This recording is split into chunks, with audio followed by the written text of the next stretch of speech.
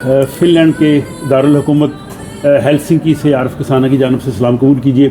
میرے ساتھ محترم ڈاکٹر امجد ثاقب صاحب ہیں، کسی تعارف کے محتاج نہیں ہے، اخوت فاؤنڈیشن پاکستان کے چیئرمین ہیں، اور جو اخوت کا پیغام انہوں نے پاکستان سے شروع کیا تھا وہ اب پوری دنیا میں پھیل رہا ہے۔ وہ آسٹریلیا، امریکہ، Canada, Sweden, United Kingdom, Spain, Switzerland, اور اب آج جو ہے وہ یہاں ہم فن لینڈ میں ہیں۔ کل 20 جنوری کو اخوت فن لینڈ جو ہے اس کی باقاعدہ جو ہے وہ افتتاحی تقریب ہوئی۔ اس سے ایک دن قبل 19 جنوری کو اخوت سوئٹزرلینڈ جو ہے اس کی جو ہے وہ افتتاحی تقریب ہوئی۔ ڈاکٹر صاحب، اس سفر کے حوالے سے آپ کچھ کہنا چاہیں گے؟ جی، بسم اللہ الرحمن الرحیم۔ کسانہ صاحب، آپ تو اس سفر کے ہر سنگ میل سے آگاہ ہیں۔ یہ سفر محبت کا سفر ہے، انسانیت کا سفر ہے، مواقعات کا سفر ہے۔ یہ سفر دنیا کو ایک خوبصورت جگہ بنانے کا ایک مقصد لے کے شروع ہوا، اور وہ مقصد پورا ہوتا ہے جب ہم مواقعات کی بات کرتے ہیں۔ اور مواقعات کیا ہے کہ ایک شخص جس کے پاس بہت کچھ ہے کسی ایسے شخص کو جس کے پاس بہت کم ہے یا کچھ بھی نہیں اپنا دوست بنا لے۔ تو آج سے 22 برس قبل لاہور سے اس مواقعات کے فلسفہ کے تحت اخوت نامی تنظیم کی بنیاد رکھ کر اس سفر کا آغاز ہوا، جس کے تحت ہم نے حکمت عملی کے طور پر بلا سود قرضوں کو منتخب کیا، اور پھر کام بڑھتا چلا گیا، اور آج یہ دنیا میں قرض حاصل کا سب سے بڑا پروگرام۔ ماشاءاللہ۔ دوسری اس کی جہت یہ ہے کہ ہم نے کہا کہ اب تعلیم کے اوپر بھی توجہ دینی چاہیے، کیونکہ اگر ہماری قوم نے آگے بڑھنا ہے تو وہ تعلیم کی بدولت بڑھنا ہے۔ تو بغیر سود کے قرضہ اور بغیر فیس کے تعلیم، یہ ہمارا دوسرا منزل تھا۔ ماشاءاللہ۔ اب تیسرا مرحلہ یہ ہے کہ ہم کہتے ہیں کہ یہ جو محبت کا، انسانیت کا اور مواقعات کا پیغام ہے، یہ صرف اہل پاکستان کے لیے نہیں ہے۔ جی، ہمارے لیے نبی پاک صلی اللہ علیہ وآلہ وسلم کی تعلیمات کو پوری دنیا میں پھیلانا ایک فرض اولین ہونا چاہیے۔ جی، تو ہم سمجھتے ہیں کہ سرمایہ دارانہ نظام کا یہ جو عہد ہے، اس میں غریب غریب ہو رہا ہے، امیر امیر ہو رہا ہے، اور غربت اور امارت کی جو فاصلہ ہے اس کو کم کرنے کا راستہ مواقعات ہے۔ جی، تو اس لیے اب ہم پاکستان کی حدود سے نکل کے دنیا میں جانا چاہتے ہیں کہ عالمگیر انسانیت کا ایک پیغام، irrespective of caste, colour, creed, religion, faith, کیونکہ رب العالمین ہے، اور اللہ کے رسول صلی اللہ علیہ وآلہ وسلم رحمۃ للعالمین ہیں، رحمۃ للمسلمین تو نہیں ہے صرف۔ تو ہم یہ محبت کا اور رحمت کا اور دینے کا اور ایثار کا اور قربانی کا یہ جو تصور ہے اس کو پھیلانا چاہتے ہیں۔ تو اب دیکھیں نا کہ اللہ تعالیٰ کی رحمت اور ہماری خوش قسمتی کہ رسول پاک نامی ایک کچی بستی سے جو کام شروع ہوتا ہے جی، وہ پورے پاکستان میں پھیلتا ہے، 400 شہروں میں، 800 دفاتر، پھر وہ امریکہ پہنچتا ہے، US میں، پھر وہ UK میں پہنچتا ہے، پھر وہ سویڈن میں پہنچتا ہے، پھر وہ آسٹریلیا میں پہنچتا ہے، پھر وہ ڈینمارک میں پہنچتا ہے، پھر وہ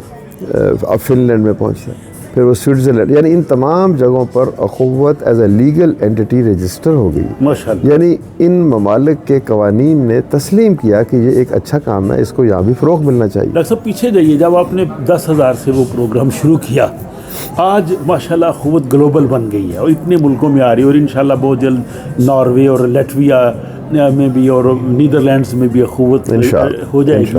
کیسے دیکھتے ہیں اس سفر کو؟ سر دیکھیں، یہ تو سجدہ شکر بجا لانے کا مقام ہے نا، ہم تو معمولی لوگ ہیں۔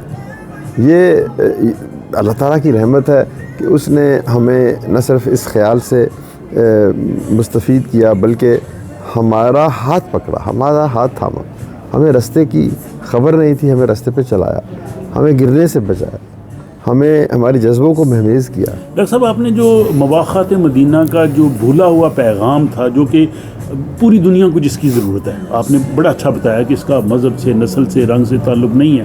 پاکستان میں آپ لوگوں کو فائنانشلی سپورٹ کر کے اوپر لے کے جانا چاہتے ہیں، ساتھ تربیت بھی دینا چاہتے ہیں۔ یورپ میں رہتے ہوئے میں نے محسوس کیا کہ یہاں پہ فائنانشیل ایشوز تو نہیں ہیں، لیکن یہاں پہ وہ تنہائی ہے، اور آپ بڑی خوبصورت مثال دیتے ہیں۔ غربت کا مطلب پیسے کا نہ ہونا نہیں ہے، غربت کا مطلب کسی کا دوست نہ ہونا ہے۔ تو کیا آپ سمجھتے ہیں کہ اخوت کا، مواقعات کا پیغام جو ہے وہ یورپ اس کے لیے ترس رہا ہے؟ دیکھیں، یورپ کے لیے تو اور بھی زیادہ ضروری ہے۔ غربت صرف معاشی نہیں ہے، غربت صرف سیاسی نہیں ہے، غربت تو سماجی بھی ہے۔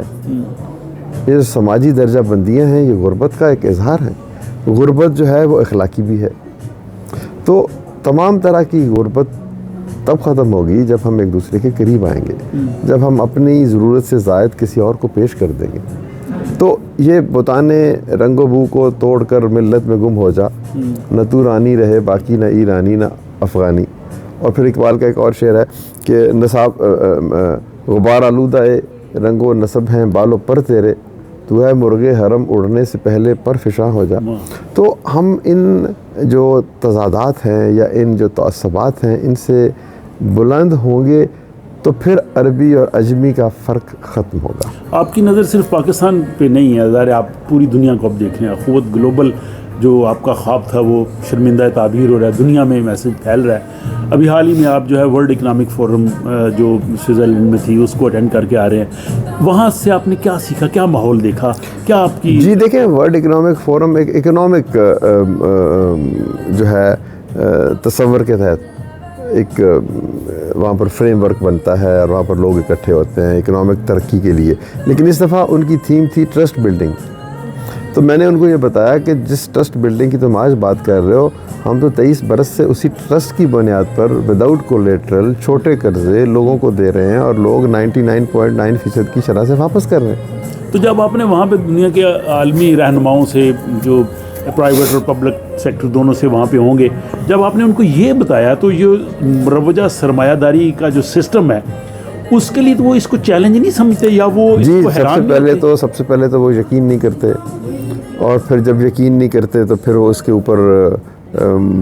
ऊपर एतराज़ात करते हैं। वो कहते हैं कि जी सस्टेनेबल नहीं है, आपका अदारा मुस्तहकम नहीं हो सकता। तो ये मुरवजा इकनॉमिक प्रिंसिपल्स को डिफाई करता है, इसलिए ये नाकाम हो जाएगा। तो हम उन्हें कहते हैं कि जहाँ पर इकनॉमिक्स ख़त्म होती है ना, वहाँ से मवाक़ात शुरू होती है, क्योंकि economics deals with the personal एग्रेंडाइजमेंट, personal profit, personal growth. तो मवाक़ात believes in giving, in sharing. तो जब तक गिविंग और शेयरिंग नहीं होगी ये कायनात खूबसूरत नहीं हो सकती। डॉक्टर साहब, बहुत सी दीगर चैरिटी ऑर्गेनाइजेशन हैं, जब वो इतनी फैल जाती हैं तो उनके जो बानी होते हैं वो फिर थोड़ा कहते हैं जब मुझे आराम करना चाहिए। अब माशाल्लाह अपनी उम्र के इस हिस्से में सेहत की जो आपके मसाइल हैं उनको के बावजूद पूरी दुनिया का आप सफ़र करते हैं, इतनी एनर्जी आपके अंदर कहाँ से आती है? देखिए किसान साहब, आप ख़ुद बड़े साहिब ज़ौक़ हैं, तो वो एक शेर सुना देता हूँ कि कैसे कह दूँ कि थक गया हूँ मैं, वाह, कितने लोगों का हौसला हूँ मैं। माशाल्लाह, बहुत खूब। तो मैं थक नहीं सकता। बहुत ही डॉक्टर साहब के इस खूबसूरत शेर के साथ आज की इस गुफ्तगू का इख्तिताम करते हैं। हम इनके लिए दुआगो भी हैं और हमारे जो देखने वाले हैं वो अपनी राय से ज़रूर आगाह कीजिए कि डॉक्टर साहब की गुफ्तगू ने कैसी लगी। अपना ख्याल रखिएगा और इजाज़त दीजिए। डॉक्टर साहब बहुत शुक्रिया। बहुत मेहरबानी।